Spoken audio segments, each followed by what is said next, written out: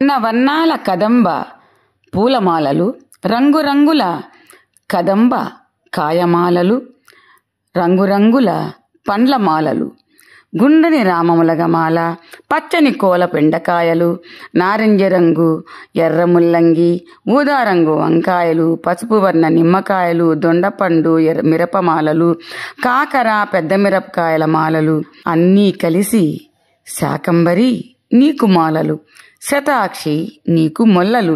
ఆషాఢం అమ్మల మాసం అంటే అతిశయోక్తి కానే కాదు. ఒకప్పుడు కరువు వచ్చినప్పుడు దేవత శాకంబరీదేవి ప్రజలను రక్షించడానికి వివిధ రకాల కూరగాయలు, పండ్లు మరియు ఇతర పంటలను ఉత్పత్తి చేసిందని చెబుతారు.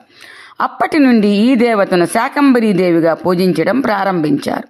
ఈ అలంకరణలో అమ్మవారికి వివిధ రకాల కూరగాయలు, పండ్లు, పుష్పాలు మరియు ఇతర పంటలతో అలంకరిస్తారు.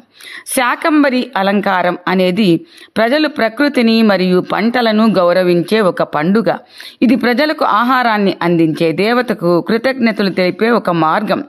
ఆషాఢ మాసంలో తెలంగాణ, ఆంధ్రప్రదేశ్ రాష్ట్రాల్లోని దేవాలయాలలో శాకంబరి అలంకారం చేస్తారు.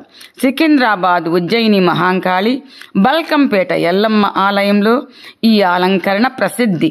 విజయవాడ దుర్గమ్మ గుడిలో, దసరాలలో బనశంకరీదేవి దేవస్థానంలో కూడా ఈ అలంకరణ చేస్తారు. కర్ణాటక బాదామి జిల్లాలో బనశంకరి శక్తిపీఠములో మూలస్థానంలో ప్రధాన దేవతగా శాకంబరి పూజలందుకుంటుంది. వనశంకరి, వనదుర్గ, బనశంకరి, శాకంబరి అన్నీ అమ్మనామాలే. వైభవంగా ప్రతి ఏటా బనశంకరి ఉత్సవాలు 3 వారాల పాటు జరుగుతాయి. లక్షల జనాలు ఈ ఉత్సవాలకు వస్తారు. ప్రాచీన ఆలయము ద్రవిడ నిర్మాణ శైలి. బనశంకరి ఆలయం గురించి తప్పకుండా 2వ భాగంలో తెలుసుకుందాం.